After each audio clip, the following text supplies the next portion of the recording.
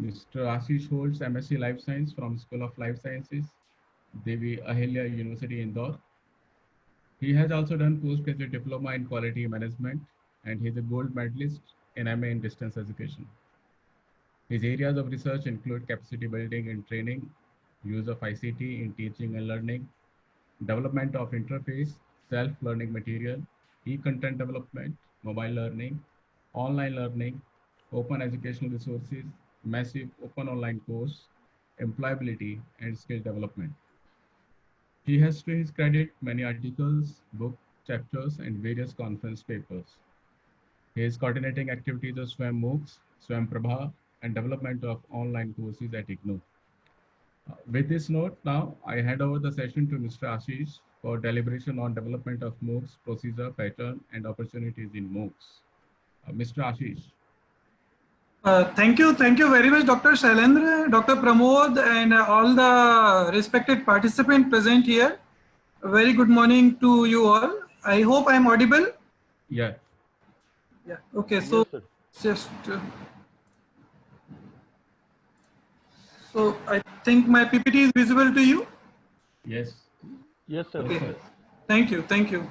So good morning, you all. Basically, the topic of the today is SWAYAM MOOCs, procedure, patterns, and opportunities. So I am Ashish Avadia, working as the Assistant Director in Center for Online Education at IGNOU. Presently, we are dedicatedly working on SWAYAM platform, and we recently we have offered around 44 new MOOC courses.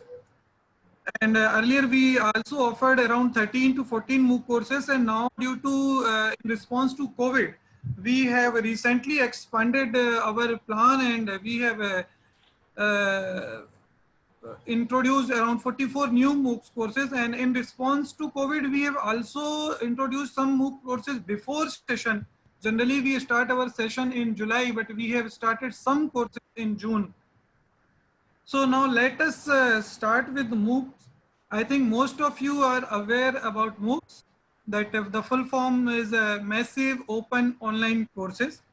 In this presentation, basically, I will not discuss much theoretical part. I will discuss completely practical part. What are the implementation strategies, and what are the guidelines, what are the legalities, and how you should go ahead to develop MOOCs. So basically, I will discuss how to develop MOOC as a course coordinator, as you are all our faculty from Central University and Deshbandhu College. So how you can start producing the course and how you can deliver the course, that will be basic focus of our discussion. So just moving to that, I'll just share this image with you. So MOOCs, there are different types of MOOCs, and major two types of MOOCs are C MOOCs and X MOOCs. C MOOCs basically work with a small number of community, small number of learners, where learners interact with each other and they create content. However, X MOOCs basically focus on scalability, where large number of learners are there and content is put to them and they consume the content. Now we see the four terms: massive, open, online, course. So these are the four components in MOOCs. So we will see which component is actually applicable for you. So the first component is massive. Massive in the number of participants. The massive may be 100 participants, massive may be 1,000, 10,000, or 100,000 participants. Then open registration, it may be open content, it may be free of charge, open for eligibility criteria, open for entry criteria, open like as affordable. So all these things are negotiable. There is not there are various different types of MOOCs, and these components vary from MOOCs to MOOCs. Then the third component is online. It may be real-time interaction, local cohort, online using internet, online discussion, asynchronous discussion, synchronous discussion.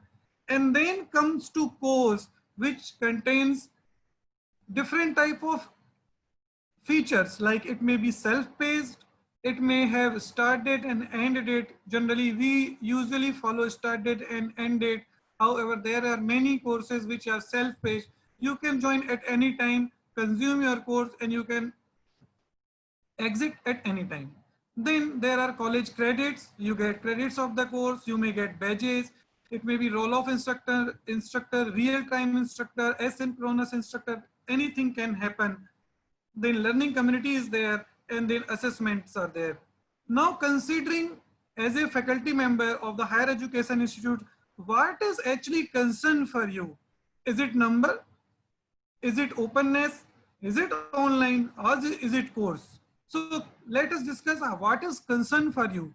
So this number in online courses, number should not be concern for you, because it is effectively an administrative issue and the technology will take care of.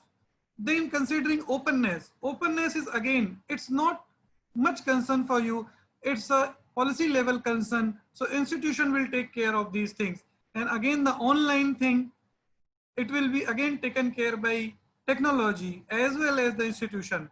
You have to basically concentrate on your course, because you are the content expert. You know how to deliver the content. You know who is your clientele. So you know better about your course. So you should be focusing on your course, your pedagogy, your discipline areas. That is your overall thing. So if you considering the technology may be hindering for you, openness, all those components may hinder you. No, you only need to bother about your course, your content, your learners, your pedagogy, your discipline. Remaining three things will be taken care by itself.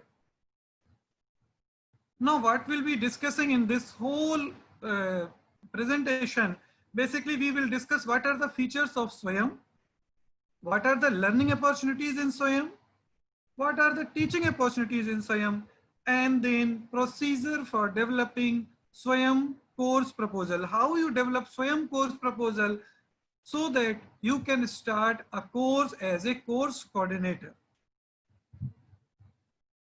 Now, first thing comes, why we need indigenous MOOCs. Currently, there are huge number of MOOCs providers are available. In India, even abroad, in the foreign countries, there are many MOOCs providers are available. So why we need Indian MOOCs? The main reason behind introducing SWAYAM, that is indigenous MOOC, is we have shortage of qualified faculty, we have shortage of infrastructure, resources, and to reach the masses. Then MOOCs of the developed countries may not solve the purpose, because they have developed for the different clientele. They have different modalities overall. They have different scenarios for the teaching learning purpose. So MOOCs of different countries will not be able to solve what we need for our learners. Therefore, we need to design a solution to impart a quality education to all, and indigenous Indian MOOCs are the viable solution. Now, considering the current situation where COVID-19 has completely locked down our daily life, learners are not able to come out to their houses. They are confined into their home. They are not able to reach to the colleges. They are not able to meet their instructors. They don't have access to good quality content. They are not able to even appear for their exam.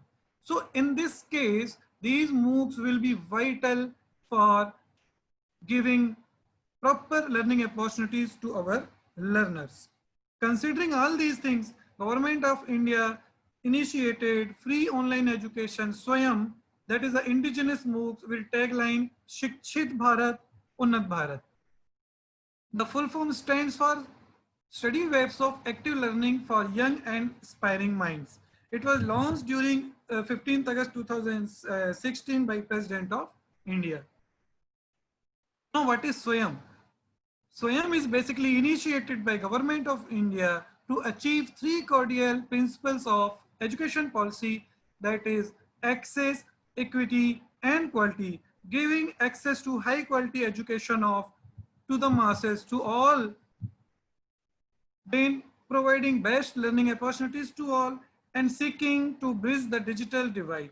Now, apart from SWAYAM, to disseminate the education content to the masses, MHRD has launched 32 DTH channels.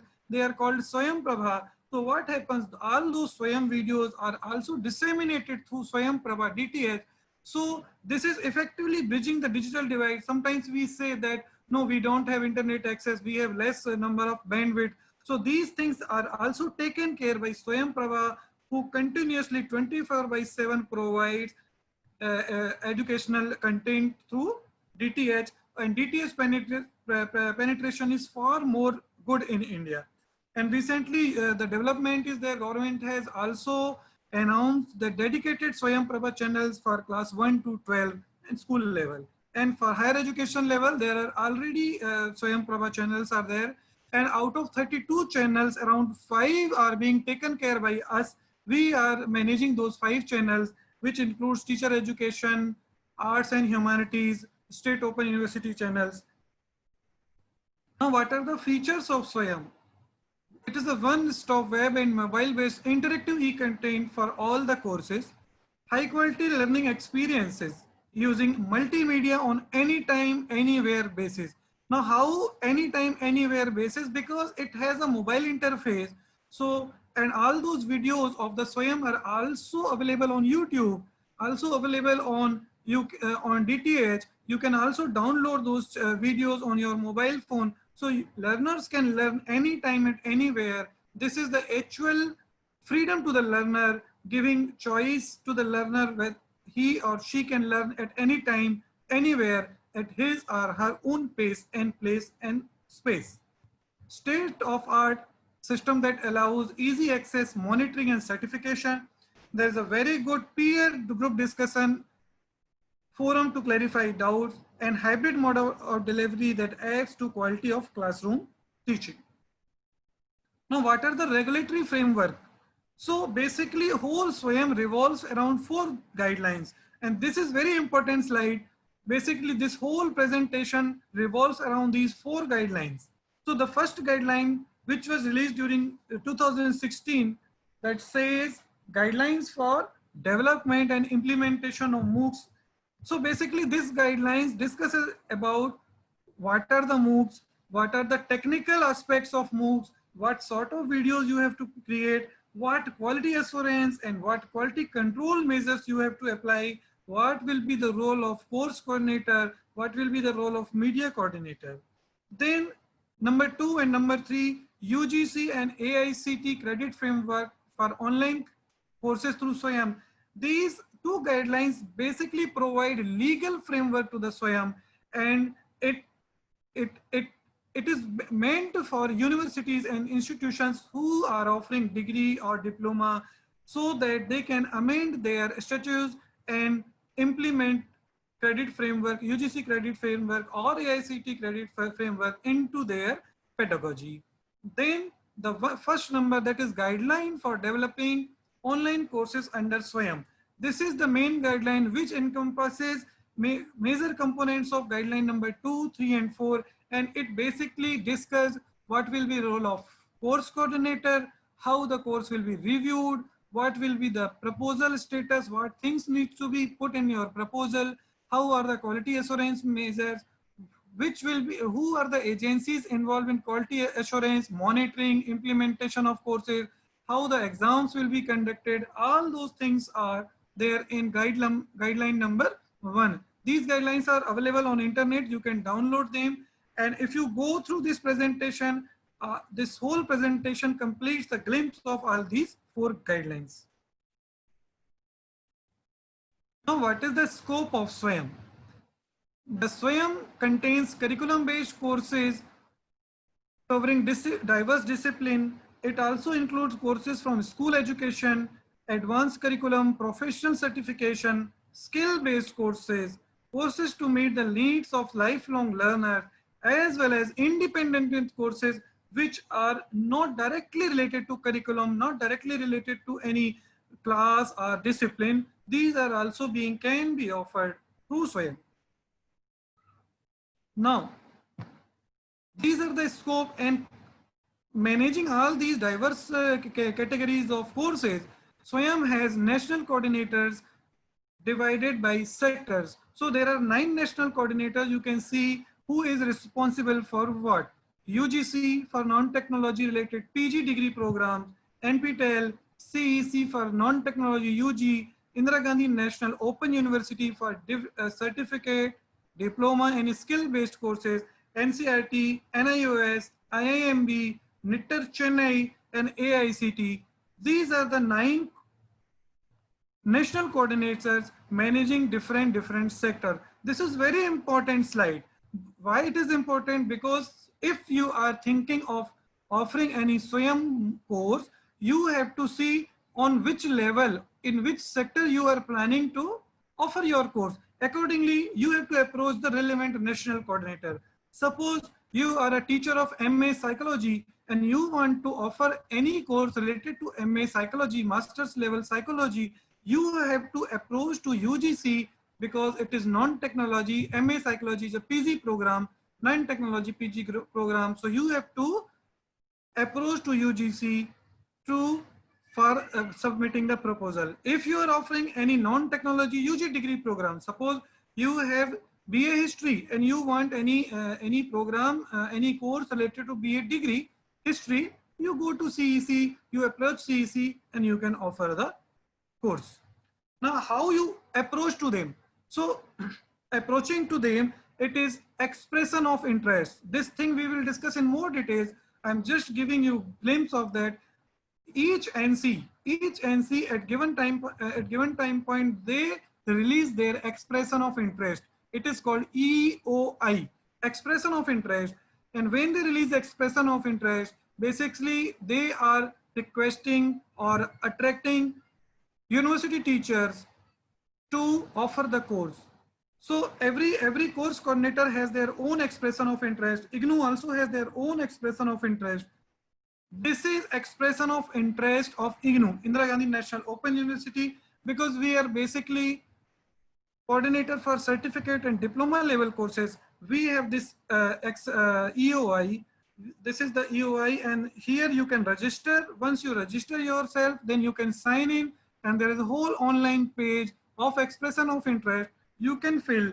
Once your expression of interest is filled, the committee at IGNOU first review it for its technicalities, completeness. Once it is okay, it goes to the subject matter expert group, SME group, that looks into pedagogical part, discipline part, and all content related aspects of your proposal. Once it is approved by subject matter expert group, it goes to Academic Advisory Council. It is maintained by national coordinator, and they basically look for approvals of the courses as recommended by subject matter expert group. So once your Academic Advisory Council, they approve that course, it finally goes to SWAYAM board for approval. Once it is approved, you are authorized course coordinator of that national coordinator, and you are ready to offer the course. Overall, this is the process of offering the course. We will discuss this whole process in more detail. Now, these are the links of the expression of interest of different national coordinators. I could find 4 to 5 links. So these are there. You can go to different website of different national coordinators, which is relevant to you, and you can ask for EOI. You can fill their EOI. So I have placed here CEC, NITTER Chennai, UGC, MOOCs, and IGNOU, IIMB, SWAYAM IIMB, IIM Bangalore. Now this is very important. What type of courses can be offered on SWAYAM? So there are 2 types of courses on SWAYAM. One is credit-based courses, one is non-credit based courses. The credit-based courses which are taught for at least 1 semester as a part of any subject, and then non-credit courses which are independent courses which are not a part of any set curriculum. It can be shorter duration, awareness program, continuing education program, or training of specific skill set, etc. And this is the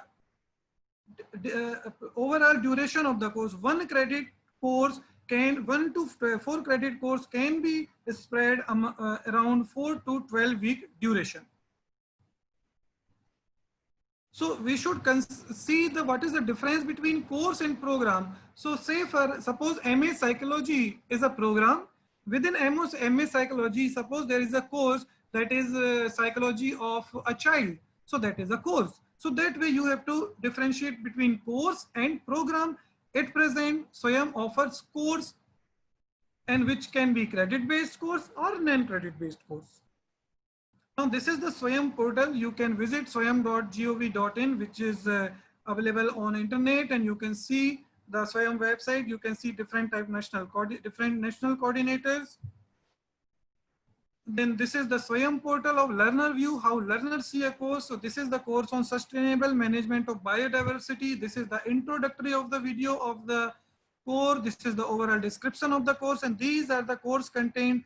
You see the whole course content in spread into week 1, week 2, week 3, week 4. And when you click on this, you will see the content, and each week there is a assessment.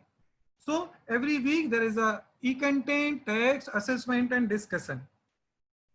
Then this is the SWAYAM status. So far, around 1.5 crore learners have registered in SWAYAM, different SWAYAM courses, which are around more than 3,000. And there are 203 partner institutions. Total, these many exam registrations and these many subject certification has been issued. Now, this is very important. This is the slide from SWAYAM Central. It says that, see, across the world, there are many MOOCs provided. But what is different in SWAYAM and what is the unique in SWAYAM? The uniqueness of SWAYAM, Indian SWAYAM, is it allows students in India to earn academic credit. So most of the MOOCs, they give badges, they give certification, but SWAYAM is the only MOOC platform which actually give academic credit authorized and approved by the universities. The another thing is SWAYAM, within a few years, SWAYAM has started basically by 2017. Courses have been offered in 2018. But the popularity of the SWAYAM, it says that SWAYAM may become world's largest MOOC provider. So this is the beauty of SWAYAM, that the unique feature is a credit transfer, which we will discuss later, and it may become the largest platform of the world. Now, what is the SWAYAM success factor? Why SWAYAM is so successful? These are the SWAYAM success factors. It has support from the government, Ministry of MHRD completely supporting and funding the SWAYAM courses, SWAYAM project. It has huge amount of money is being invested in this. MHRD is directly involved in this. Every month there is a meeting of SWAYAM board, and they monitor what is the progress. It is the regulatory recognition. UGC, AICT, and most of the regulatory bodies have recognized and they have approved SWAYAM. Then institutional branding. All those national coordinators are high eminent education institute which has given as a national coordinator. Multi-stage quality assurance mechanism, consistent monitoring, wide range of courses, free and flexible, linking to the credits with SWAYAM formal qualification, 4-quadrant approach. These are the main points, main success factors of the SWAYAM. And the last point, which is awareness program. If you go to Facebook, Twitter, SWAYAM has made separate promotional body for that.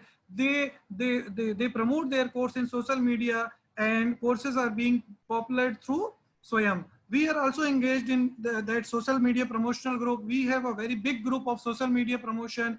Dedicated person is there to populate those courses, to promote those courses. Even at course coordinators level, they are promoting their own courses. At present, if you talk about IGNOU, we have in this session, July session, we have offered around 65 program, and so far within 15 days, we have attracted around more than 30,000 learners. So this is the overall success factor of SWAYAM.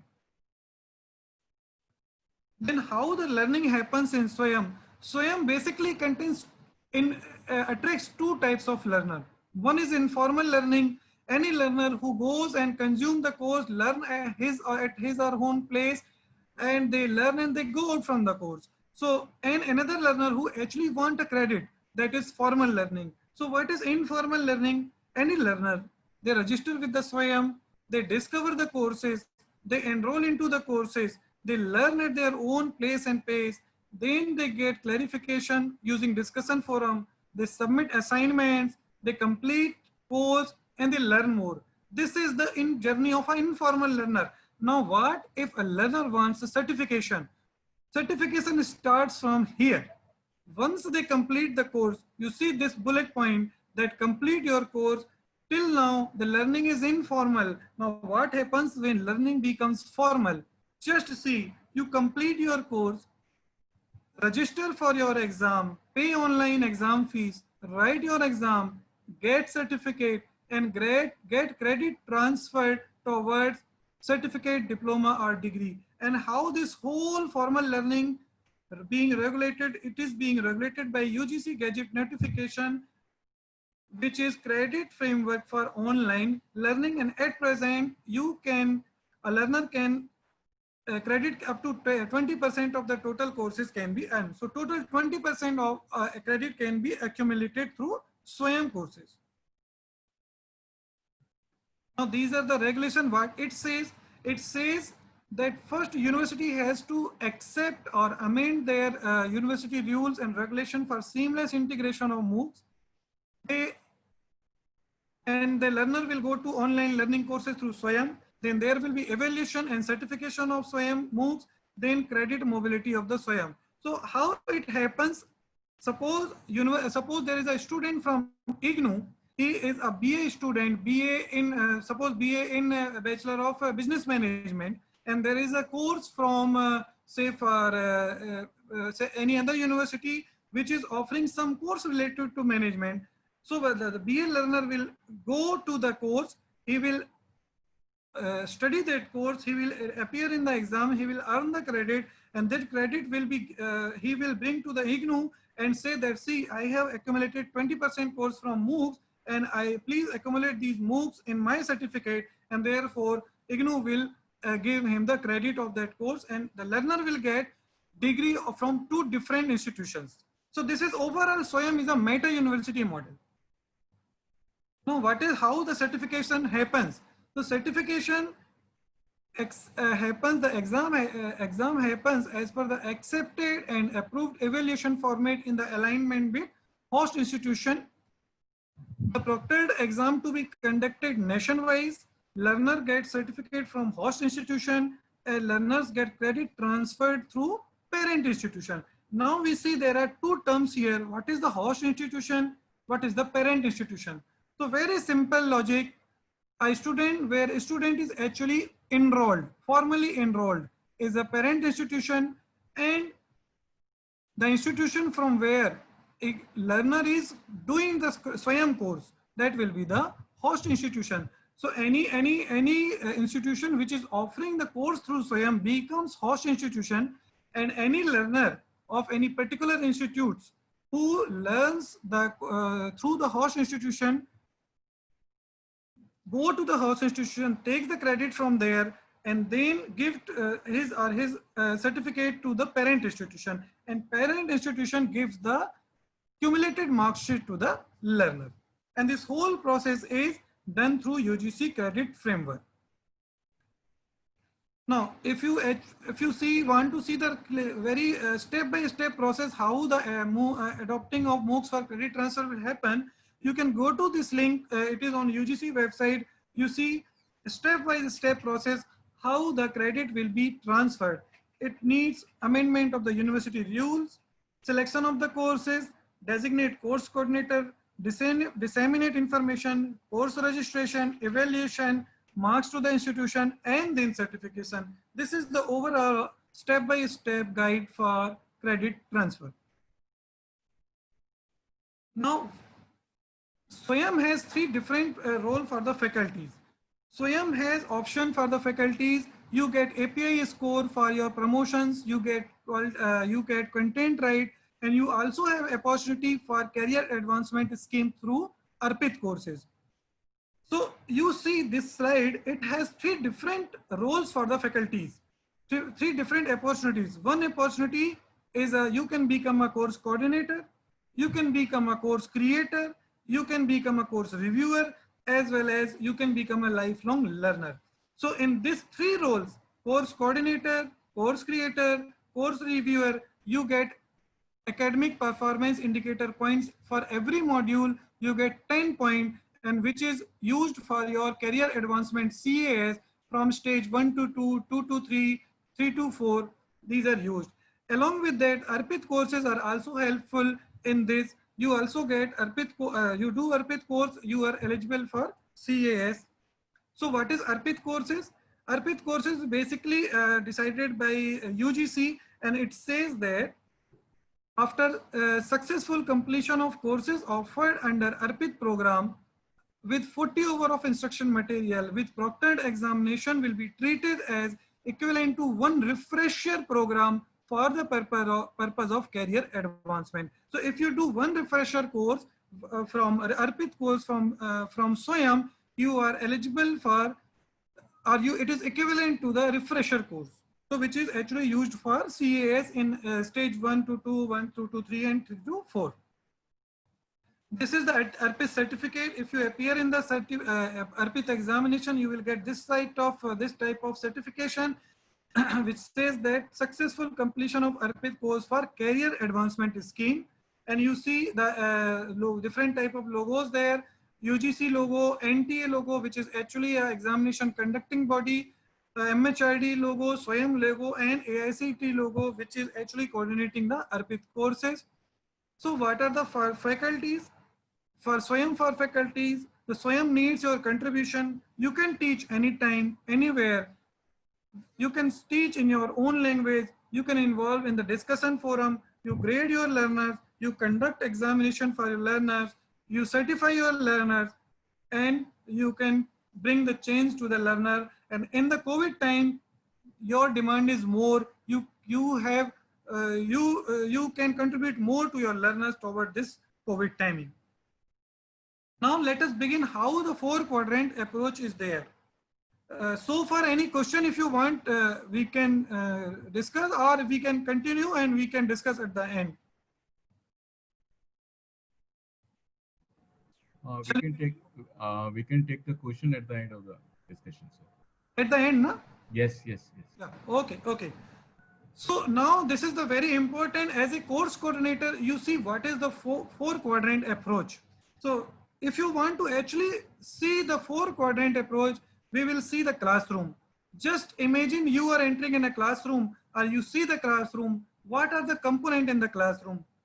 This is the picture of a classroom. It has a teacher. You see a teacher who is teaching on the blackboard. A teacher who teaches on the blackboard. During the practical time, they demonstrate some practicals. They show you some pictures. They narrate some stories. They narrate some poems to you. Then they also give you notes. During the class, they also give you notes. So teacher, what is 2 components that is teacher is doing? One is lecturing and giving the notes. Then there are learners, and there is a discussion among the learners. So there are again 2 types of discussion. One is discussion between teacher and learner, and another is discussion is between learner and learner. So you can see 2 different types of discussion in the class. One is teacher-learner discussion as well as learner-learner discussion. So now so far what we have discussed, one is teacher lecturing, giving demonstration, teaching on the blackboard, narrating stories. Another thing, teacher is giving notes. Third is discussion forum, teacher-learner discussion, learner-learner discussion. Now the 4th component, during the class, it happens the teacher asks the questions. Teacher asks the question in between the class, at the end of the class, and at the end of the session. So the 4th component comes as a assessment. So assessment can be formative assessment, which happens in between the course, and the summative assessment, which can happen at the end of the course. So what are the 4 components of the class? One is demonstration, another is text, another is discussion forum, another is assessment. So these are the 4 components of 4-quadrant approach on SWAYAM. Component 1 is a tutorial, which includes animations, which includes videos, which includes practical demonstrations. Then second component includes e-content, which may be PDF textbooks, e-content, flip books, all those SLM materials, self-learning materials. Then there is a component for discussion forum, and fourth component is assessment. So these are the four basic component of four quadrant approach. Quadrant 1 is a e-tutorial videos, quadrant 2 is a e-content, quadrant 3 is a discussion forum, quadrant 4 is a assessment. So how the overall content happens? So we see two components, e-tutorial and e-content. How this is basically this is the content. So how the content is loaded on the Swayam. We already discussed about credit. There are credit based courses and non-credit based courses. So if we talk about credit based courses, so the overall pedagogy is that if you want to offer 4 credit course, in 4 credit course, you should have 40 videos of duration of 30 minutes. Overall, you can say 20-hour duration. And then you should also have 40 SLMs. SLMs means self-learning material or e-text reading module of 3000 words. This is very important. If you understand this, it is very easy for you to plan your course proposal, develop your content and deliver your content, because you know what is your credit, how much credit your course worth of, and accordingly how many videos you would be requiring, how many SLMs you will be requiring. So 4 credit course may have 40 videos of 30-minute duration, total duration is 20 hours, then 40 SLMs, reading modules of 3000 word. Now if you want to break it, you can break accordingly. Suppose you have a 1 credit course, rationally you will have 10 videos duration of 30 minutes, and similarly you will have 10 SLMs for reading module of 3000 word.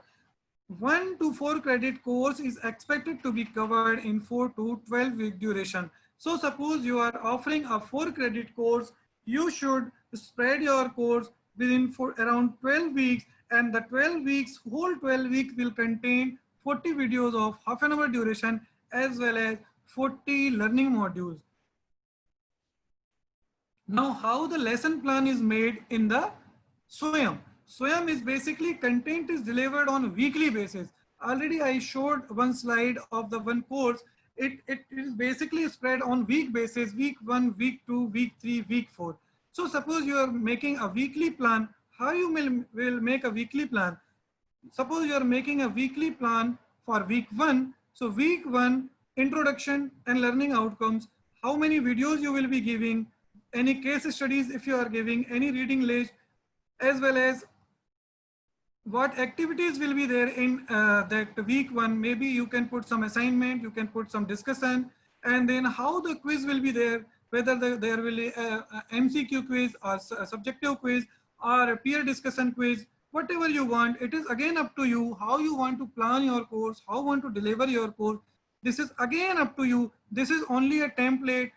You need to fill that template. You need to plan your course so that it gets delivered to your content in a very planned and a systematic manner to the learner, so that the learning environment is a very systematic and learners get engaged into that. They don't fall into different learning things.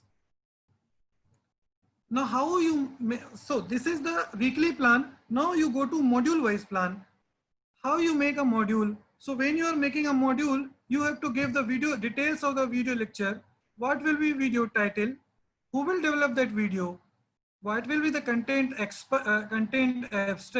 What will be the duration of the video? And when that module will be published? So this way you have to make complete list of 40 modules. Suppose your course is 40 credit course. So this video lecture detail you have to make in advance. How you want to deliver your videos, in which sequence you want to deliver your videos. Similarly for self-learning material, self-instructional material or reading content, how you want to spread your content, what is the reading material, who is the author, what is the type of publication, whether it is any article, whether it is any note or is it any books or any form, what is the content expert and what is the number of pages. Similarly, like videos, You have to also give complete details of your text material in your plan so that the plan goes to your course and accordingly the content appear as per your plan.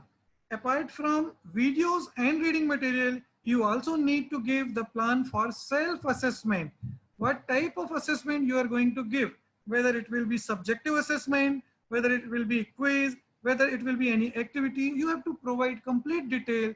You have to say which topic the assignment is being related to. You have to give the date of assessment and you have to also give the marks related to that particular assessment. So this whole thing has to be pre-planned and you have to deliver your content as per plan. Now, what is the quality assurance mechanisms in SWAYAM? So SWAYAM is managed by host team from host institution and SWAYAM agencies team at different levels. The level are planning stage, proposal stage, development stage, and delivery stage. These two components are very important where national coordinator and you as a course coordinator will involve. If you very nicely do these two activities, planning and proposal, you will not fail here. When we at IGNOU ask for expression of interest, we get too many expression of interest. We scrutinize those expression of interest. We handhold the course coordinator and we make sure that his expression of interest, which is actually a planning, is very sound, very meticulously done. Everything is in place, everything is there. So once you plan this properly, your proposal will not be rejected by any of the body. Your proposal, we make sure, we at IGNOU, we have a team, we make sure that once you develop your proposal, it should not get rejected. Once you do this planning stage, proposal stage, and your proposal is approved, you go to the development stage. It is very important. Right now, we are at this stage at IGNOU. We are developing around 44 new courses. And then delivery stage, which actually are putting the content on the SWAYAM and involved into the teaching learning process. So nice, very briefly, we will discuss these 4 stages. So what is the planning stage? Now you consider that you are planning to offer any course related to your discipline, what you are teaching, how you plan it. First, you have to identify the purpose of your course, objective of your course, and who will be your target audience. This is very important because if you don't know what is the purpose of your course or who is the target audience, you will end up with rejection of your proposal. Even if you somehow you succeed, you will not get much learners on the portal. You will in IGNOU, you see there are some courses which are getting more than 4,000 learners. So this is very important. You identify what is the purpose of your course, what is the objective of your course, and who are the target audience. Then you have to also specify broad learning outcome. What is the learning outcomes for your course? You have to define optimum time frame of your course. So how you will define the time frame? As per your content load, as per your credits. So if you are offering a 4 credit course, you have to your time frame will be around 12 to 16 weeks.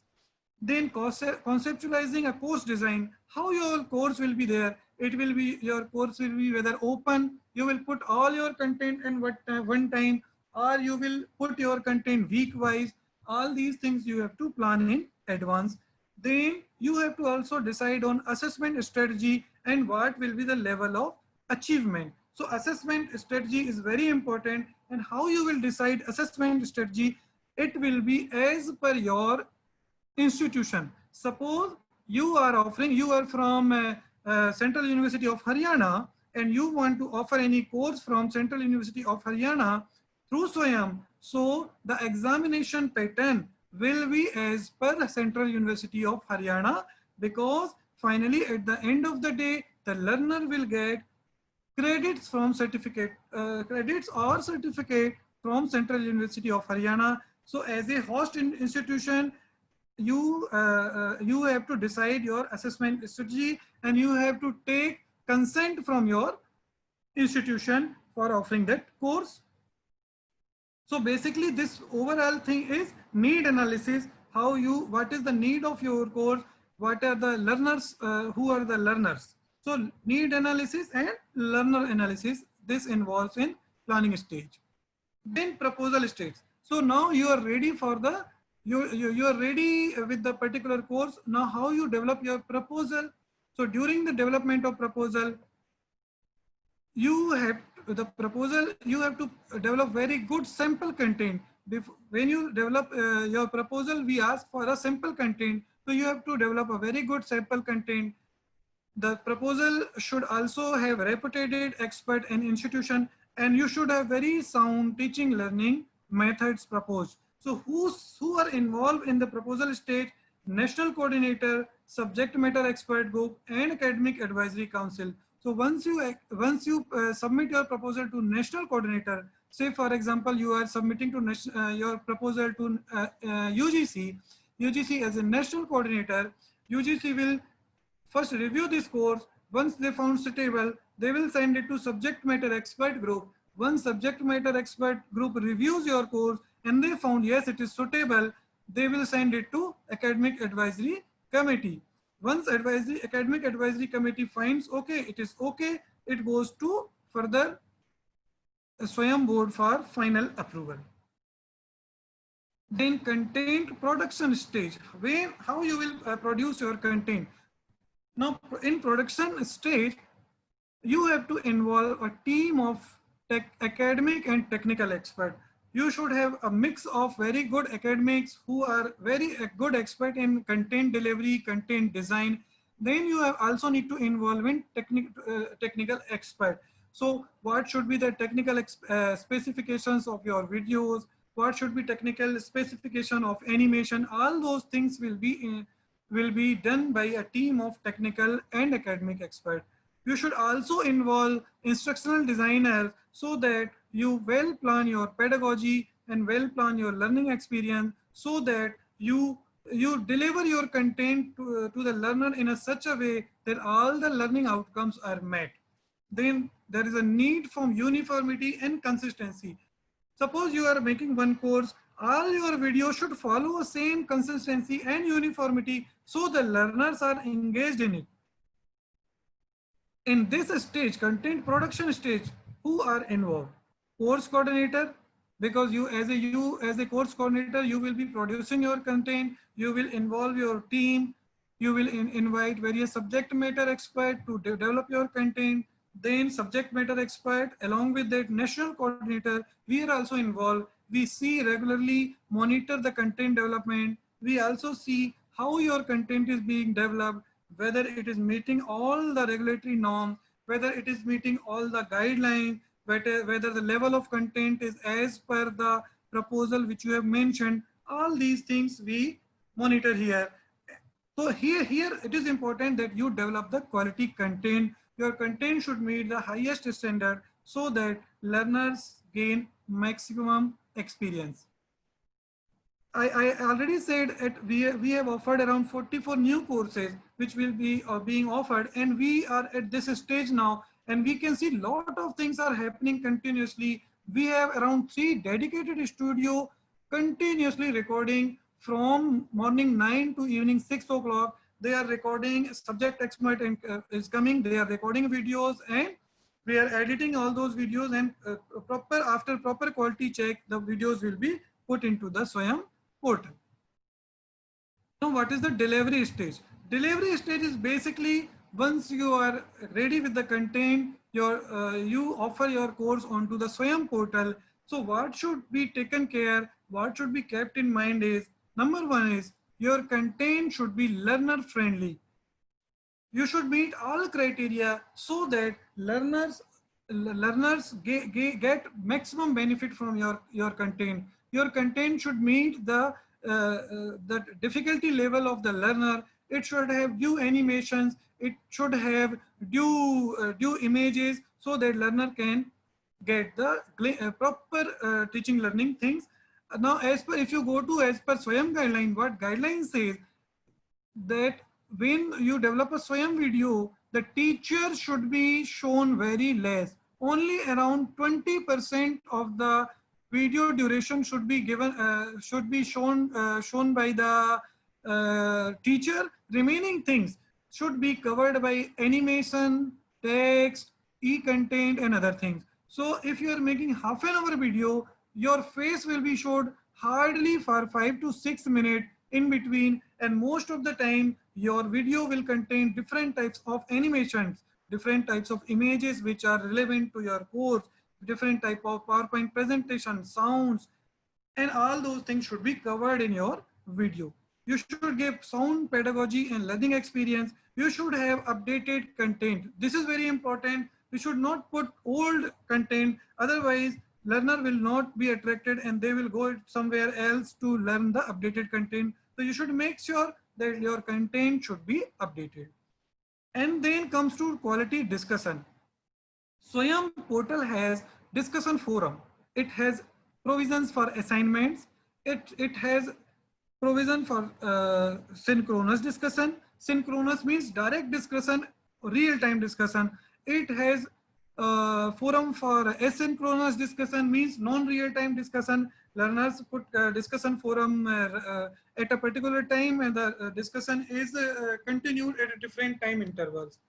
So this is very important, and many times some coordinators, they do not engage into didactic discussion and the teaching learning fails. So you make sure that your announcements are in proper time. You give due announcement before time. Suppose you are planning to give any assessment on particular topic.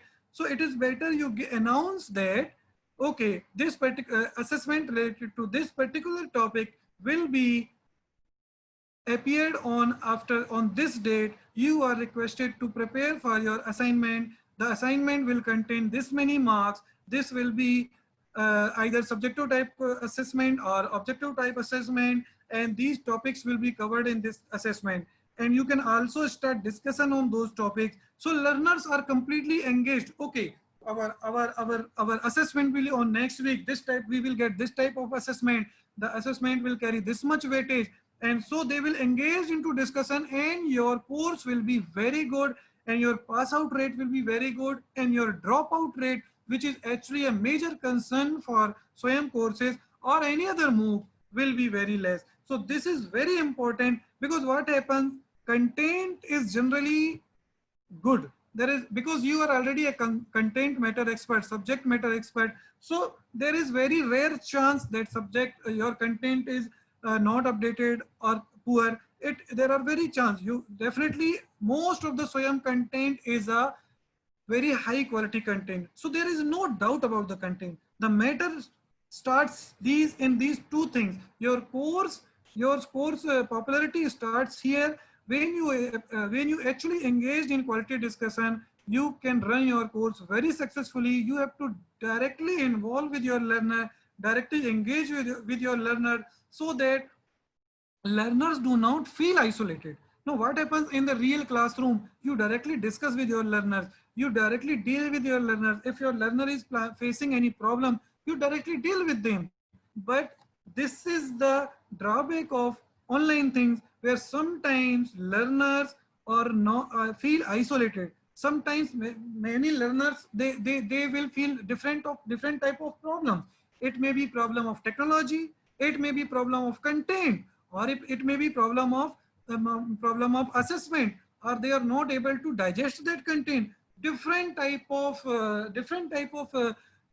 problems will be there with the learners. So it is requested, or it is recommended, that your discussion should be very quality discussion. Every day you dedicatedly give a particular time to discussion, so that all learners knows that, okay, this time my teacher will come, I will discuss with my teacher. And also you give time to the learner. So you can also assign mentors. There is a provision in the Swayam that you can assign mentors for your learners. So you can make a group of your learners and give a mentor to them. Okay, this person will be there to mentor your discussion. So this is very important. So, and sometimes also there is a discussion among the learners. So you should also moderate those discussions, so that the discussion goes into didactic manner, and it come out with the fruitful discussion and didactic discussion. Learners should get learning environment. Then comes to smart assessment technique. SMART means specific, measurable, achievable, realistic, and test time bound. So when you are giving assessment, it should be SMART, it should be measurable, you should be able to measure your content, it should be achievable by the learner, it should be realistic, and it should be time bound, that during this point of time you have to put the assessment. And the whole learning, there are provision in the SWAYAM for rating the courses. So learners also rate your courses, and all your actual outcome is this: whether how your learners are seeing your course, how many learners you are attracting, how many learners you are able to engage them into your teaching learning, and at the end of the day, how many learners are actually appearing for the exam. You see, a previous exam I have seen, we have seen into examination also. Examination was done by NTA. What trend we have seen, that suppose a course has attracted 1,000 learners, but at the end of the day, hardly 300, 400 learners are only appearing for the exam. Now, what are the reason behind this? So there are basically two reasons.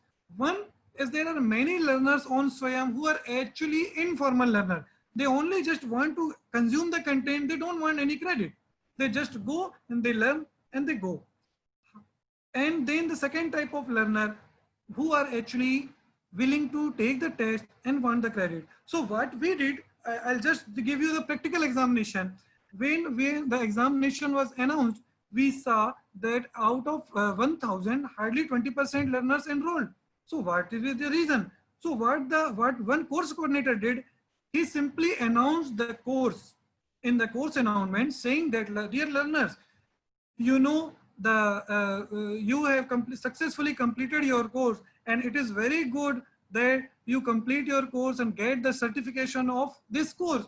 And you know, this time the certification will be given by NTA, which is the National Testing Agency, and this certificate will be recognized by UGC, and it will be valid for everywhere. Within 1 week, what we saw tremendous growth in examination registration. Within 1 week, we saw more than 300 to 400 learners register for the exam. So this is the way how you attract your learner, how you motivate learner. This is the practical strategies you have to adopt. Now, SWAYAM quality agencies. What are the quality agencies in SWAYAM? The apex body is SWAYAM board. Then SWAYAM academic board, national coordinator, academic advisory council, subject matter expert, and course coordinator and team. So what happens? Course coordinator and team, it is a a person who is offering a course. Then they go to the national coordinator. National coordinator has two bodies at their end. One is academic advisory council and subject matter expert. So first, national coordinator send your proposal to this. They see the proposal, they assess your content, they assess everything on the pedagogically discipline related thing, how your assessment will be there. Then they, if approved, it goes to the academic advisory council. Once academic advisory council gives approval, it goes to SWAYAM academic board. Once it goes to SWAYAM academic board, it goes for approval to the SWAYAM board, and your course is approved. So this is overall cycle of the overall pathway of your course proposal. Now, what is the Copyright Act and SWAYAM IPR? Whenever you are creating a content, you are putting any text, so you have to follow copyright laws. And in case you are taking content from somewhere else, so you have to give the permission letter from the content creator. Then all content funded or posted on the SWAYAM will be copyright to the SWAYAM. But as a course coordinator, you will have explicit permission to put your content, to make a book, to put your content somewhere else. Even you can use your content for commercial purpose also. And anything, any users rights related, any information, if you have any specific information, it should be shown to the learners and it should be shown to your course page. Now, what is the faculty path? How the faculty will take the Swayam thing?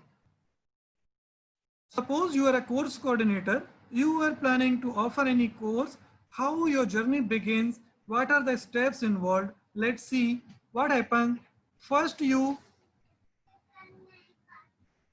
First, you submit your proposal to the national coordinator. Once approved by national coordinator, you produce your content. So how you produce your content, all those things are available on SWAYAM guidelines, and already I have told. Then you have to teach online. Then you have to conduct assessment in the SWAYAM portal. You have to facilitate didactic discussion. You have to review the progress of their learners. You have to grade your learners. Finally, the course will be finished and you teach more. So this is the overall path of the faculty, how once your course is approved, how you will go ahead. Now, basically where to start? Suppose you are planning to offer a course, basically all those things, now technical terms we have discussed, what is credit course, what is non-credit course, what is host institution, what is parent institution, what are the quality parameters, how you propose the course, all those things will be we have discussed. Now we will actually discuss the proposal stage, how you can develop your proposal, how you can submit your EOI. So the proposal starts from expression of interest. I have already shown you the expression of interest.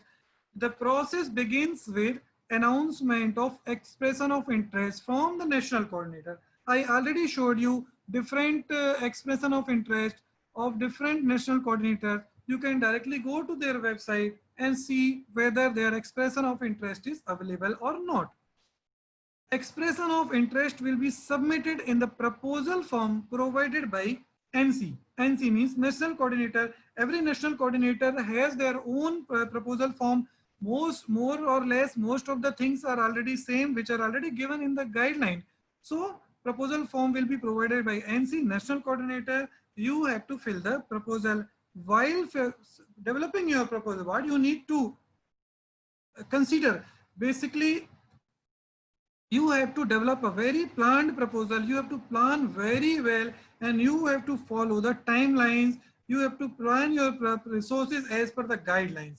So before you go to the proposal, I always recommend you go to the guideline thoroughly, go to all the guidelines, then you develop the proposal.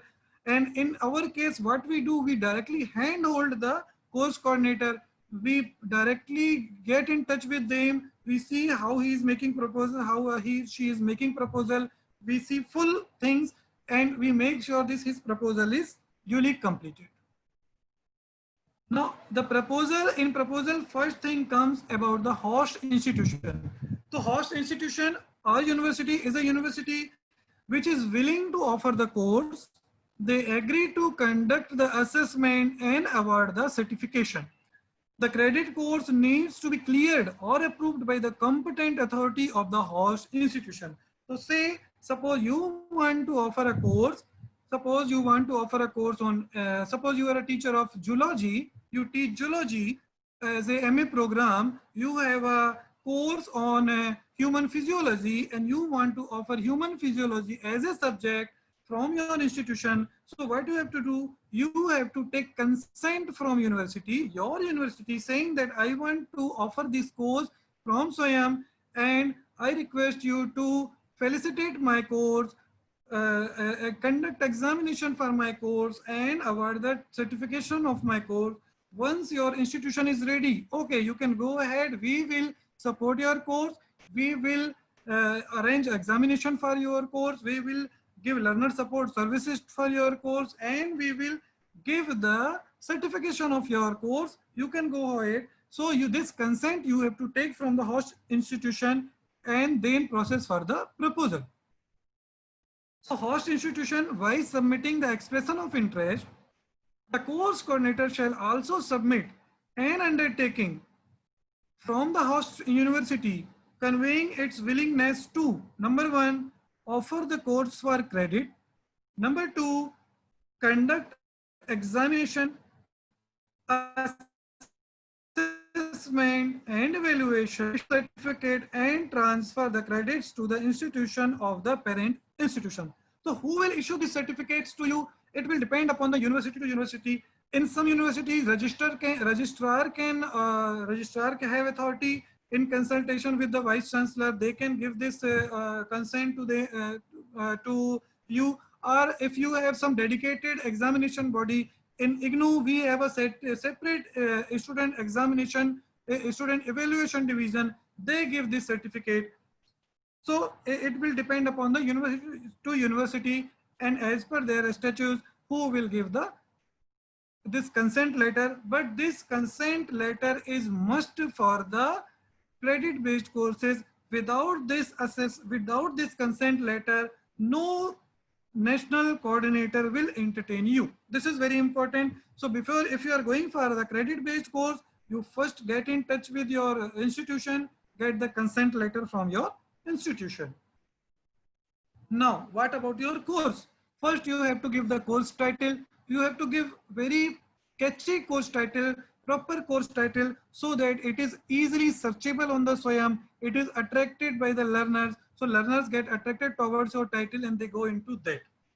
Then you have to give course overview in around 100 words. You have to tell what is about your course, how you will teach your course, what are the learning objectives of the course, what teaching learning strategies you will be following, what will be your dominated mode of delivery, whether you will be mainly your content will be dominated by video, or how you will go with the discussion group, what will be the reading material, from where the reading material will be taken care, how you will run the class, how you will conduct the examination. All those things should be here. Then you also mention medium of instruction, whether it is in Hindi, whether it is in English. So in SWAYAM, there is a provision for developing the content in your languages. Also, SWAYAM has provision for transcripts. Suppose you are making a transcript in your video in English, you have to give the transcript of it, and the transcript will be translated in different Indian regional language. In case of IGNOU, we are presently translating around 11 courses into different regional languages, 8 regional languages. So what we have done, we are taking the videos, we are making their transcripts. The transcripts are then sent to the translators. The translators are then translating the course, and the translated transcript will be kept on the SWAYAM course, that particular course. So learners of different language can also go through in their own language. Although this process is still in process, we are in the process, it's not yet completely implemented. Then you have to also tell about course duration. What will be your course duration in weeks? So this is very important. You have to mention your course duration in weeks, because SWAYAM pedagogy is basically week-wise planning, week-wise delivering of the content. So suppose your course is 1 credit course, you mention my course is 1 credit course, and it will run for these many weeks. Then about the course, you have to tell about whether it is a new course or repurposed course from existing program. So suppose I talked about MSc in zoology. You are offering a course from MA zoology program, animal physiology. So that will be repurposed course, because this is already being taught here, and you have some content with you, and you are repurposing that course into SWAYAM modality. However, you can also offer a new course that not at all exist and nowhere offered through your university, through your institution. It is a completely new module, new course. So you have to tell whether it is a new course or it is a repurposed course. Now, again, you have to tell about the credit-based course or non-credit-based course. If your credit-based course, you have to tell, yes, my course is credit-based course and it contains these many credits, and the condition to offer the credit-based course is this: if you are offering a credit-based course, it should be taught for at least 1 semester as a part of any subject or program.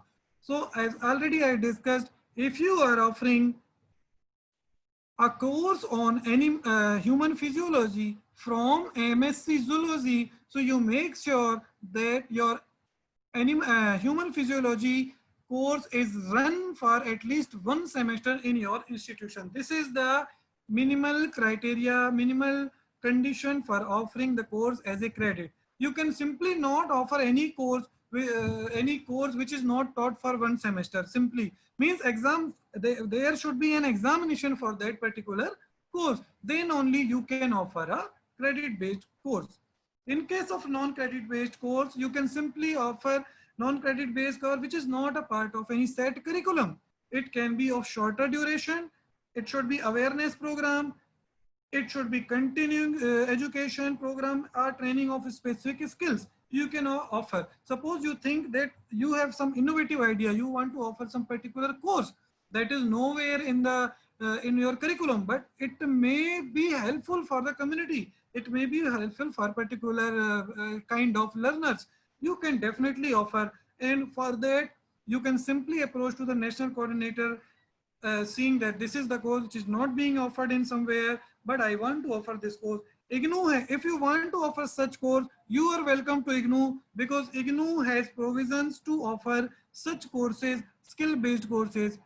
And we already are offering such skill-based courses like design and development of e-learning courses, biodiversity, then GST. All those things are available for as a non-credit course, and you may be surprising that these courses are attracting more learners because these are small courses and these are actually relevant courses for the communities, and they are going for these courses. So you can offer independently these non-credit based course also. Now you have to mention about the objective of the course. What is your course objective? Broad objective of the course, including expected learning outcome. So this you have to take very precisely what in a bullet point. What is the overall objective of your course and what will be the learning outcome? This is very important because most of the subject matter expert and academic advisory council, they see this thing, how you have defined your learning outcome, because this is the actually outcome of your course, what the learners will be able to learn after doing the course. So you should be very well prepared to make the such learning outcome, and your learning outcome should also be smart. It should be specific, measurable, achievable, realistic, and time bound, so that learners can achieve these targets. Learning outcome, how you make the learning outcomes.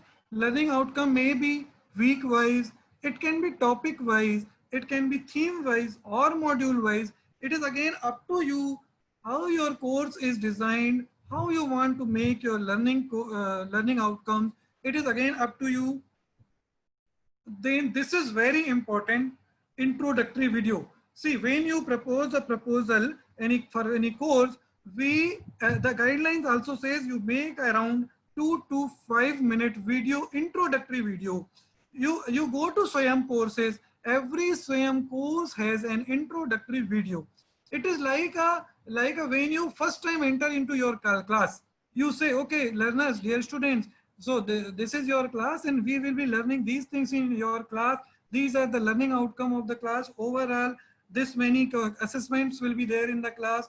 We will be using these many tools for our class. We will dedicate these many hours for practical hour to do practicals for our class.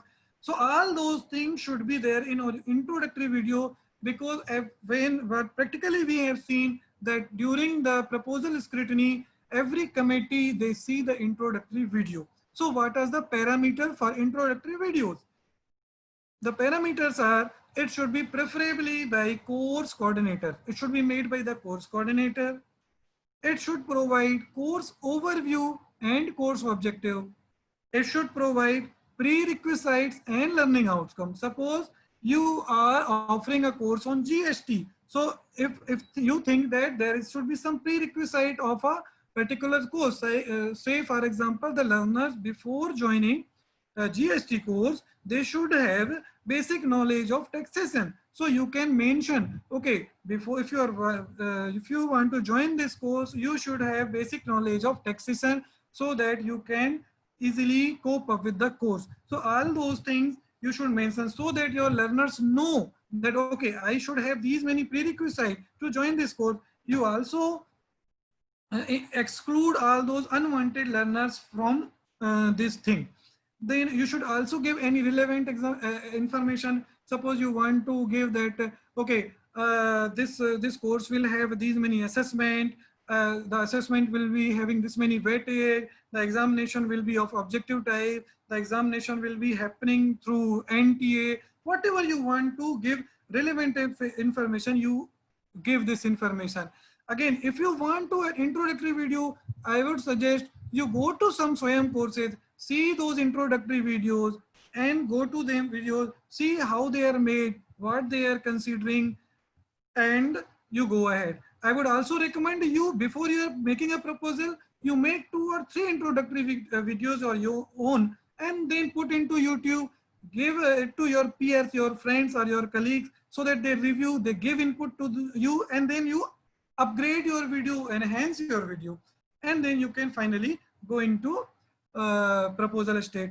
I also recommend that when you are making introductory video, you try to use some professional camera person, professional media person for making introductory videos. However, if you are not able to do that, again, I recommend you use high quality mobile phone and you should record in HD video so that your video quality is good and it is appealing for the different bodies, because bodies like subject matter expert group, academic advisory council, senior people are there. So you should have a good video so that you can give proper impression of your course. Now you should also tell about your teaching team, your course coordinator, co-coordinator. So if you want to involve any person or your colleague as a course coordinator, you can definitely involve. The Swayam has provision for that. You can involve your team. You should give your photograph around a brief brief description of your course coordinator as well as co-coordinator. Now, eligibility for the enrollment. Eligibility for the enrollment. What is the eligibility for your course?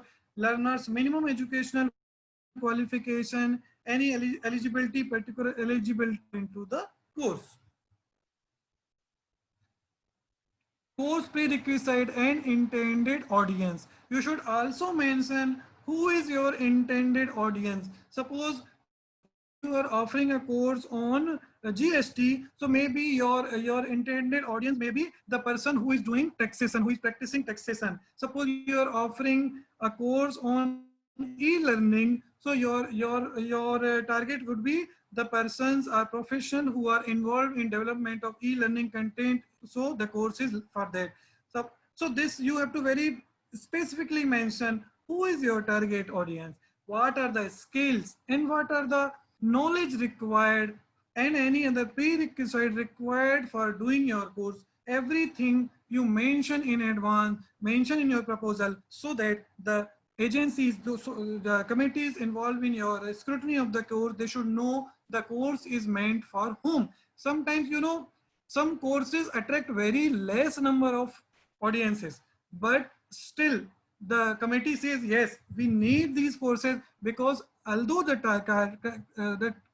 target audience number is although less, but this is needed for the society. So you have to very clearly mention who are your clientele. I will just give you one example. One of our faculty is making a course on how to handle mentally retarded kids. So definitely the audience for this course will be very less, but we should not consider that because this course will be very helpful for those parents. So considering all these things, even the number of the learner is less, enrollment is less, these such courses are very popular. Now cycle and session, you have to tell the number of time the course will be offered. You have to give the announcement date, you have to give the end date and start date. Now basically what happens, these parameters are generally left to the national coordinators, because national coordinator will be putting these course as per their cycle. SWAYAM has their own fixed course. So number of cycle, generally a course goes for 2 cycles in a 1 year, January cycle and July cycle. The start date and end date is generally start date is 1st of July, and for January 1st of January. So these things you need to consider. Then again, we have already discussed this thing. You have to develop in course proposal. You have to discuss about video lecture. Suppose your course is 4 credit. You have to tell about 40 video lectures. You have to tell about 40 reading modules. You have to tell about weekly assessment modules, how many assessment you will be doing. You have to give complete course detail in the proposal.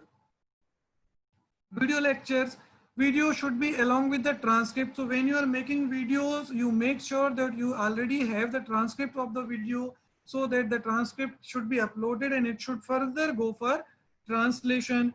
4 credit course should have 40 videos of half an hour duration and reading material up to 14 modules. Production facilities. This is very important. Why it is important? See, suppose you are offering a course and you are offering 4 credit course, you have to make 40 videos. How you will make the videos?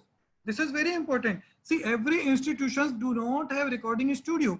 Like many universities, they have their own recording studios. They have their own EMRCs or production facilities.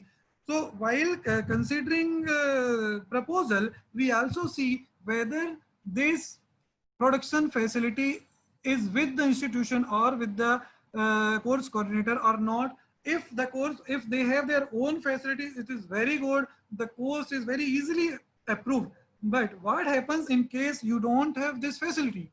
So there is a provision. There are some UGC approved list of vendors. You can search in Google, e-Pathshala vendors approved by UGC. You can see those vendors. There are n number of vendors are there. So you can put your plan ki, okay, I will use either my own production facilities provided to me by my institution, or if I don't have that facility, I will use these vendors for production of my video. So this is very important. This needs a lot of planning. It is not very easy task, but if you plan well, we can do it. At present, I just told you, we are producing 40 videos for 40 courses, around 44 credit courses. You can consider 40 into 40, 1,600 videos. We are in the process of producing those 1,600 videos. We will be editing them. We will be reviewing them. We will be putting that. So huge work is going on. So this thing you have to consider how you plan for your production things. Then evaluation methodology. You have to decide upon overall assessment strategy. How your strategy will be there. Assessment of procedures of the host institution you have to follow. You have to give what will be the achievement level for completion of the course. You should include formative and summative assessment. So formative assessment will be in between the courses, and summative assessment will be the end of the courses. You have to give the grading scheme, how many marks you are allocating to different types of assignment, project work, final exam. This whole thing you have to give. It will again be developed as per your institutional norms. Number of reviewers. So once you create your videos, you should also have a team for your reviewer. Suppose you are making 40 videos, so you should give at least 2 to 3 faculty members or 2 to 3 senior faculty members, so that they review your videos. They give if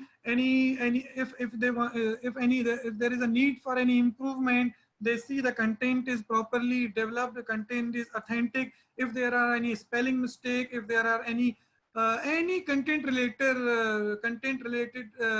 discrepancies if are there, they will review it so that your content, when it goes to the portal, it is well authenticated content goes into the portal. So you have to give the name of the reviewers. For these, you can use your faculty member, your colleagues, your friends from your university, from other universities, and there is a remuneration for this also. Then what are the challenges? Now we are at the end of the our presentation. What are the challenges? In challenges, only courses, not curricula. I already said in Swayam, there are only courses, curricula is not yet there. But now as per new UGC guideline, curricula can also be there. And we have got approval from the UGC and we are putting whole curricula of the course. Now we are offering around 10 online programs also. So this challenge is now being slowly being disappeared. Second thing is only 20% credit can be transferred. This is the limitation till now as per guideline, only 20% credit can be transferred. Then third thing is merely providing content shall not provide learning experience. So you have to make sure that only putting the content on portal will not solve the purpose. You have to adopt various strategies like very good live discussion forum, very good assessment, very good content. If you put in your course, it will be fruitful and your course will be a live example for others and it will be a good running course. Then there is a need for adequate individualized and group mentoring. This already I discussed during the discussion forum. You need to have very sound individualized and good group mentoring process. There are various types of learners. You have to make sure that each learner is properly taken care of. They should be given due consideration. Then very importantly, completion is really very less. More window shoppers. I told you, people go and they register for the course. They come for the course. They don't again come. They just simply enroll for sake of interest. They consume some course, some component of course. So a lot of variations are there. Lot of different type of learners are there. So completion rate is very less. Then coordination between host institution and parent institution, it is also very big challenge at present because the host institution has to give consent, then they have to appear, they have to coordinate examination, they have to change in their laws, their acts. So this is not very easy task. You know, the universities run on their acts and statutes, and changing those things, making amendment in those acts is very a long process. It takes a lot of time, although it is not impossible. It is very difficult and takes a lot of time. So this is major challenge. I would say out of all these things, this is very important challenge, and many universities are facing this thing. Then proctored exam for the masses. This is also important, but this is also taken care by NTA. NTA is conducting examination for huge number of learners, and it has a wide range of networks. So the examination is being conducted by NTA. So far, NTA has conducted examinations for 3 batches of Swayam courses. And this time exam due to COVID-19 is postponed, and we even don't know when these exams will be happening.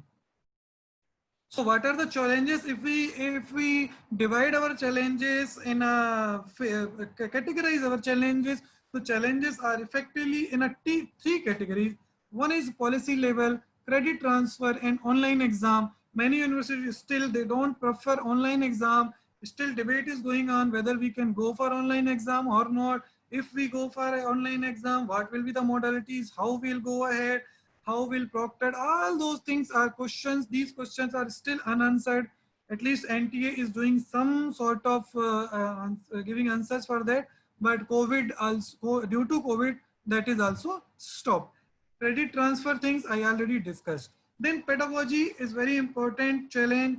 Dropout, you have to make sure that dropout rate is very less. And if you want to decrease the dropout, you have to take it personally. You have to personally involve in the course. You have to directly engage the learners. You have to motivate your learners.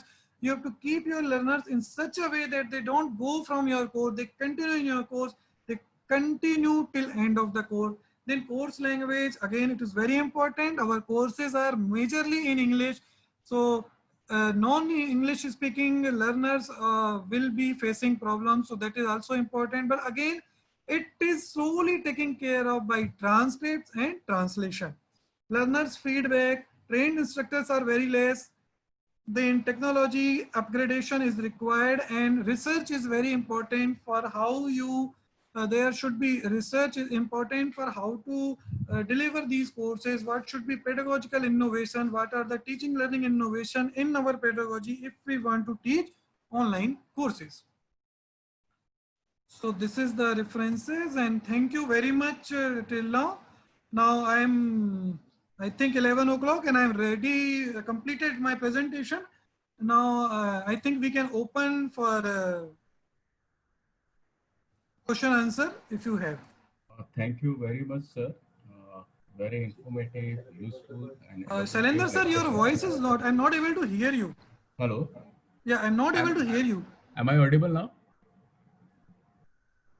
Yeah. Can you speak a bit loudly? Thank you very much, sir. Very useful and elaborative lecture. Now I request Dr. Ritu Sharma from Central University of Haryana for question and session.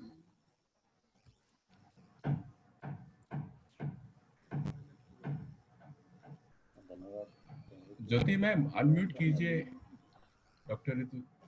Yes, give me a moment. Dr. Ritu, right? Yes.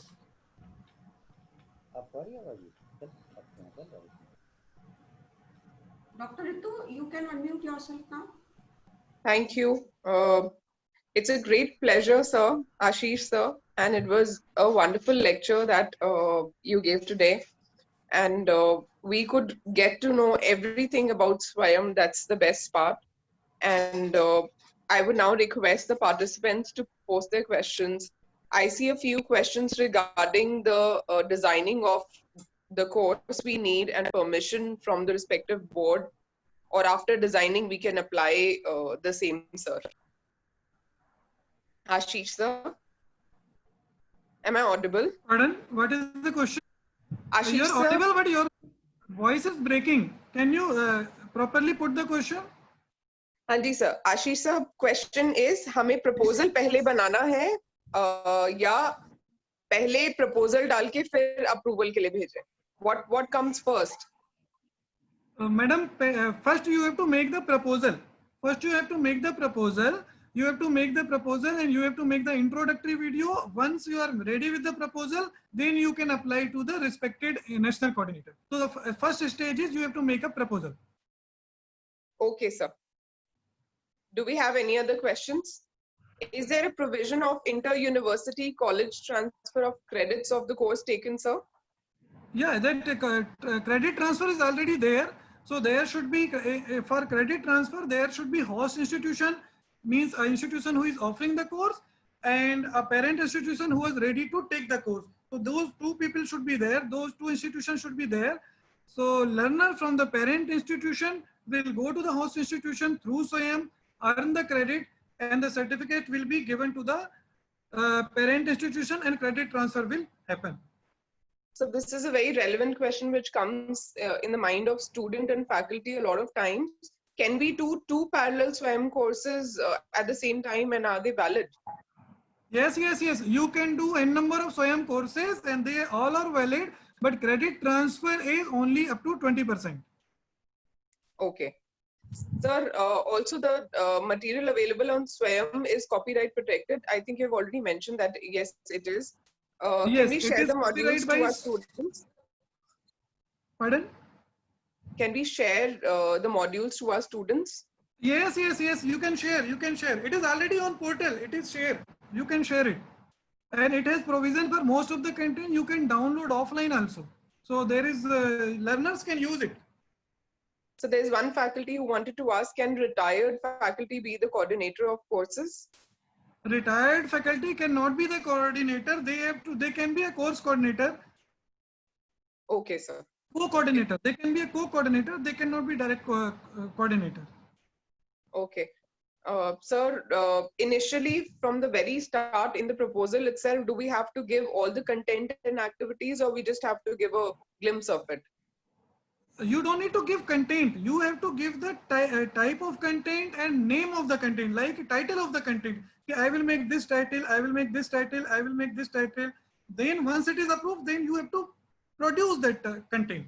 So initially you don't need to produce content. You have to give the title of the content. Overall, you have to give planning of the content. You can say if you are making a book, you are giving to going to the publisher, you have to give the table of content to the publisher. That is the thing. So अगर दो courses लेते हैं तो कुछ fees में concession है स्वयं courses में? Madam, Swayam courses mein there is no fee. Swayam courses are free. Already I told you, Swayam courses are free. They can directly offered on free. Only examination fees there.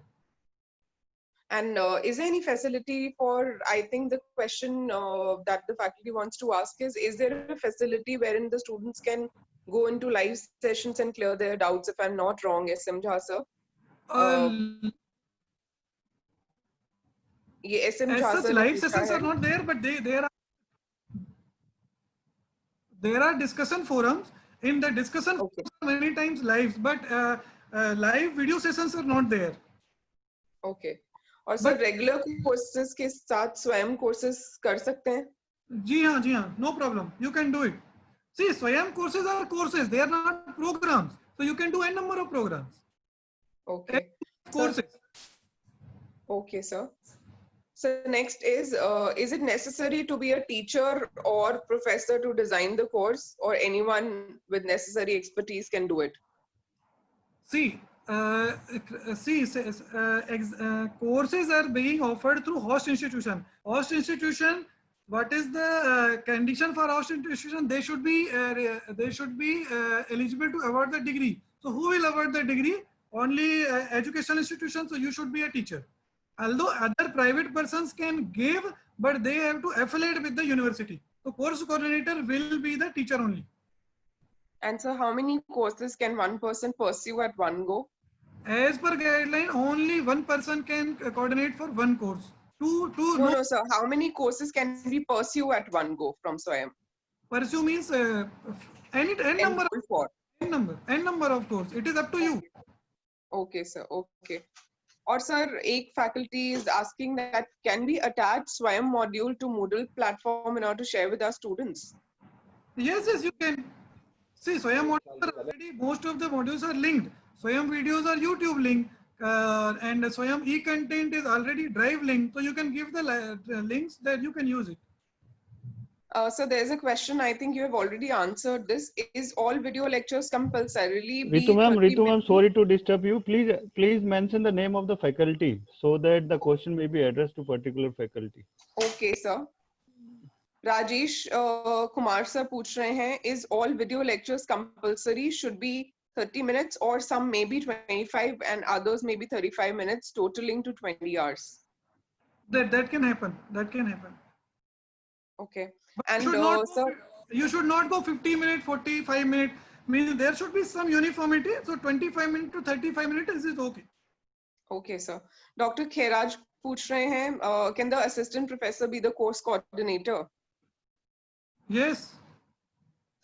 And there's a question from Usha Nagarajan, ma'am. With the presence of COVID, unable to reach the studios or e-Pathshala vendors, can we make over quality videos and submit? This question I agree because but what we have done, we are recording some video with vendor with proper social distancing and other things. But yes, this question is valid. So we production of videos will be yes. I agree to this point. It will be difficult. Okay, sir. Shantesh Kumar Singh sir wants to ask, where do we get information regarding courses offered by coordinators? Pardon? Where do we get information regarding courses offered by coordinators? You go to Swayam portal. From there you can go. Okay. And Ashutosh Kumar from Deshbandhu College wants to ask how teachers are pulled in for discussion consultation by students in Swayam. Please tell the process briefly, if you could. I didn't get the question. Can you repeat? Discussion consultation by students in Swayam. Discussion consultation. Yeah, how is a pool of teachers created for discussion and consultation in Swayam? See, pool of teacher is not created. There is a one course coordinator. The course coordinator only do the discussion on the portal, and there are learners who do their own discussion. But if a course coordinator want to add some course coordinator or mentor, they can include into the portal from the using login ID and password. But they have to take permission and they have to mention that in their proposal. Okay, sir. There's a question by Madhu Rani, ma'am. She wants to ask, if we want to propose a course, who will decide subject experts and technical team? Do we ourselves do that, or is there any standard list of subject experts or technical team which is available, sir? No, I didn't again get your question. Sorry. So voice is. I think this comes from your presentation when you said once you've created the course, you have to get the advice of subject experts and technical team. So the question of Madhurani ma'am, I think comes from there. Okay. Is there a list of subject experts which is already available and a technical team, or do we have to search for subject experts ourselves to get our content validated? Yes, yes. That you have to search by your own. Okay. And Payal Chandel, ma'am, wants to ask, is there a minimum or maximum duration for the videos that we make? I think that you've already mentioned to be Already 25 mentioned. to Yeah. 25 minutes. Yes. Ajay Pal Sharma wants to ask, if one student is not able to pass a course in regular mode, can that course be taken from Swayam? See, it depends again the parent institution. If that particular parent institution has said, okay, you go to that course from Swayam, so the student don't need to do that course. The failing is different aspect. I mean, they have to pass. That is different aspect. Okay, sir. And Anant Raji Bara wants to ask that how many faculties can become co-coordinator for a Swayam course? So Pardon? you just mentioned that there can be co-coordinators for the Swayam courses. So the question comes from there. Anantji wants to ask how many faculties can be co-coordinators? Again, it depends upon you. It depends upon you. Generally, one course coordinator keeps one co-coordinator. But if you have too many large number of learners, so you can keep more. Okay. Generally, one course coordinator, one co-coordinator is enough for any course. Okay, sir. Vinita ma'am wants to ask how many teachers can be there with the course coordinator? Is there any remuneration that we get? Yeah, remuneration is there. Actually, if you talk about remuneration, there is a 13.5 lakhs per 4 credit course. So whole breakup is there. So, sir, how many teachers can be there with the course coordinator? Teachers can be there. See, there will be one course coordinator and it may be one course coordinator. Like remaining will be subject to matter, those who will be creating the course. So if you are making 40 videos, you can have 40 for maximum up to 40 person who can record your video. Okay, sir. You. Usha Nagarajan ma'am wants to ask, one credit course is equal to 10 videos of 30 minimum duration in total. How each video of 10 minutes? If I think she wants to ask. if a course is, if one credit course is there, it should have 10 videos of half an hour. That's all. Yes, yes. Okay. Total 10 hour duration, 5 hour duration. Okay. So Amit Kumar wants to ask, can more than one faculty develop one course? It is the same as you can become co-coordinator and I think exactly, you have already announced this, I guess. It depends on the credit and coordinator and co-coordinator and the number of videos that you're making.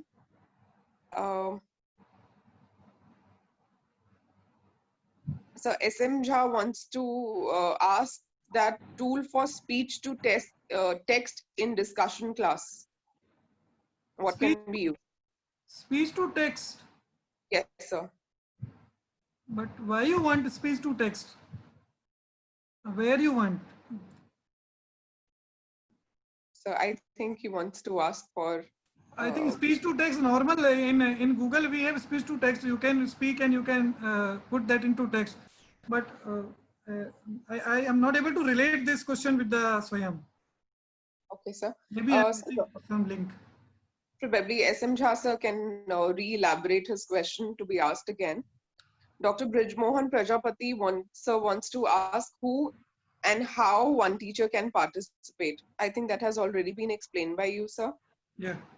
Dr. Amit Kumar wants to ask 5 credit course में एक शिक्षक को कम से कम कितने video बनाने होते हैं?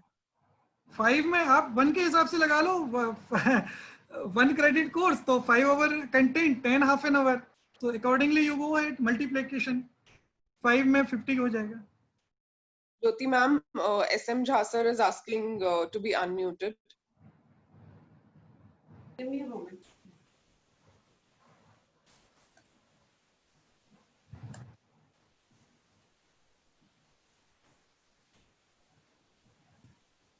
Dr. Amit Kumar till then is asking, does that mean 5 credit course के लिए 50 videos बनाने पड़ेंगे, sir? Yes. Okay, sir. Jha sir अपने आप को अनम्यूट कर लीजिए. हाँ आशीष सर जी सर नमस्ते.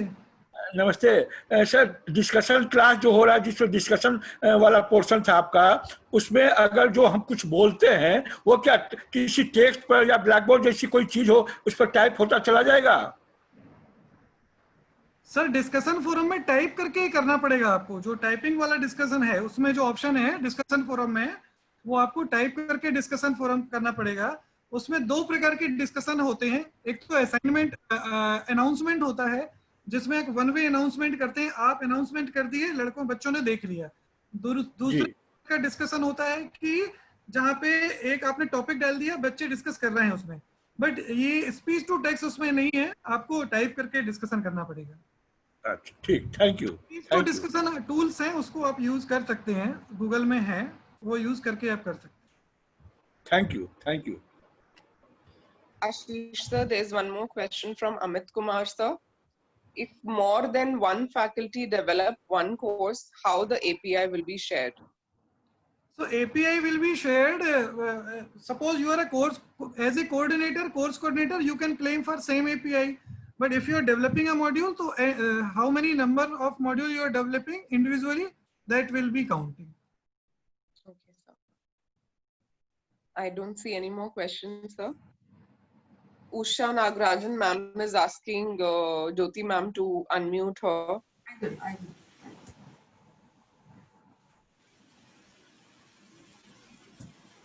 Usha ma'am, please unmute yourself. Yes, ma'am. Thank you very much.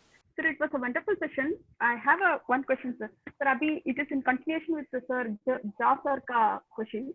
So the thing is, let us say, like now we discussion session ke liye, now we have WhatsApp, right? So we can give our number, and if the students are enrolled also in the WhatsApp, and can we chat and can we use that discussion forum and include it there? Is it possible? You want WhatsApp integrated into Swayam portal. That's how, if I'm Yes, sir. not. Yes, sir. Let's say I have a course, okay, in Swayam or whatever, IGNO or wherever. And let's say for the discussion forum, anyway, we will be giving the WhatsApp number and so on. Let's say the students who are enrolled are also included in that group. And they are going to ask some question. Actually, it is becoming easy these days. You know, like 11 o'clock, they'll put a question. Madam, they are studying and they have a question. They put a question in the WhatsApp. We answer it, right? So we are specifically having the WhatsApp group for the course. Can we integrate that WhatsApp discussion? Right? Let's say from the start to the end, whatever has gone, we will say that it is not, no other discussion will happen other than the subject. So can we integrate that into the forum, like these things? Okay. Thank you, sir. Thank you. Okay, so your answer, I will say I have a limited experience in that.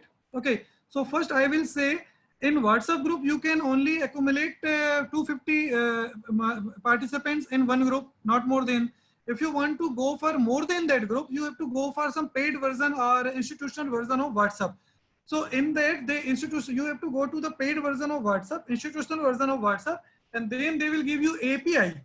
And that API has to be integrated with the Swayam portal. so that we have to give that API to the Swayam backend team, which is in IIT Chennai, and it will happen. But again, it is a so far I have not seen such thing, but it possibility is there. But means I have restricted experience of this. So you have to go for the paid version of WhatsApp, institutional version of WhatsApp, and then after taking API, you have to incorporate. Ashish sir, there is one more question by Dinesh Chahal sir. Ashish sir. Yes, sir. Boliye. Dinesh Chahal sir wants to ask, sir, suppose we are planning to prepare awareness program. Is there any provision of API score for that? API score is applicable for any course. Just you need to develop a course, so you can get the API. So there, API is nowhere related to credit or non-credit. You will get API and you can accumulate n number of APIs there. There is no limitation that suppose you, I think for one module you get 10 points. So if you develop 10 module, you get 100 points in API score. I think Amit Kumar sir, he just answered your question. Pramod sir, please पूछिए. Pramod sir question type कर रहे हैं. Thank you very much. Neetu ma'am, give me opportunity to ask a question as a participant. I have two small doubts, sir. First, when we prepare the MOOC program, we have two types of faculty. One is regular, another is contractual. Are the contractual faculty members are eligible for MOOCs? Sir, if you are making a proposal, basically you have to involve permanent, because there is an option for permanent faculty. You have to mention that permanent faculty or regular faculty, and the committee will see that thing. Okay, but my understanding is there should be some involvement of permanent faculty, because examination is involved in that, and registrar and university has to give the consent. Okay, I will use this course for conduct examination. So they will not give consent to the temporary person. This is my understanding. The same problem we are facing last session. We are preparing the MOOC program for our department, School of Education, but some faculty member are... Can you speak loudly? Pramodji, please speak loudly. Mega, that problem is also faced by us during the last academic session. Our some faculty member on contractual, they want to prepare their MOOC program, but the objection was raised by the competent authorities. You are not eligible for that. Another question, when this is actually institutional level question. No, last year we conducted a program and we called the CEC person. They told me, no, the contractual faculty are not eligible, and that is up to the institution. Also, you can make the member of the committee, but the coordinator should be the regular faculty. Another question, when we start the SWAYAM course yesterday, last academic year, our university is offering two programs on SWAYAM portal. When we conduct the examination, we don't have the data of the enrolled registered participant. The SWAYAM portal, SWAYAM personnel told us, no, data is available on the MHRD and the concerned institution that is hosting that SWAYAM course. So that is the problem. Then how we will handle? We can't communicate. We can communicate through discussion forum only. But how we can motivate the student unless we have the contact number and other email ID of the registered participant? So how we can tackle? How we can handle this type of situations? Actually, I could not listen your complete question. I think your voice is breaking. Okay. But I understood that you don't students data. Yeah, registered participant. Participants data is there in your course. In your course, when you go to manage student, you can see the course participants data. And you can also get the data from the backend team, that who are the participants who have appeared in the, who have submitted the assignments and who have got how many marks. All this data is available. Data is available, only the name of the participant, but we want to know their email ID and their contact number. As Usha madam told, when can we connect these students with our WhatsApp group? Then we require the email ID and the contact number of the registered participant. The concerned authority, last academic session, our senior professor, Professor Sarika Madam, is offering one course, and the total number is registered near about 1,000. And when we conduct the examination, it is nailed down. So we are facing so many problems regarding we don't have the complete details of the registered participant. We just have the detail of the register. We have just the name of the registered participant. But we didn't have the complete details of the participant, registered students. That details can be we can get from backend team. Okay, fine. We also get, you write to them. This is our obviously if you are running the course, you will have contact with the backend team. They give you this data. Okay, thank you, sir. Now over to Dr. Ritu. Dr. Ritu. Dr. Ritu ma'am, please unmute yourself. Jyoti madam आपकी तरफ से mute हो गया है. हाँ जी. So मैं unmute नहीं कर पा रही थी अपने आप को. Okay, please. Thank you sir. Thank you so much. Ashish sir, thank you so much. आपने बिल्कुल. I think I fired questions like anything because there were too many questions in the chat, and I wanted to ensure that everybody's question is answered. But thank you so much for being so patient in answering each and every question. I know there were certain questions which were repeated, and I think I asked a question twice. Thank you so much, Ashish sir. That truly explains that you are best in the designation that you are of training and development. Thank you, sir, for giving us an insight of SWAYAM so completely. There's so many faculty that I see who are interested and keen in making the courses and putting the proposal, which is, I think, the vision of Central University of Haryana. And we really thank our Vice Chancellor, sir, and the principal of Deshbandhu College that they initiated such a nice platform for all the faculty to really come up and clear their doubts. And such nicely we got the information about SWAYAM. We thank you a lot, sir. And with the kind permission of Dean sir present here, sir, can we break for the tea break, and we can resume the session at around 1:40 if you say, sir. Yes, after 10 minutes.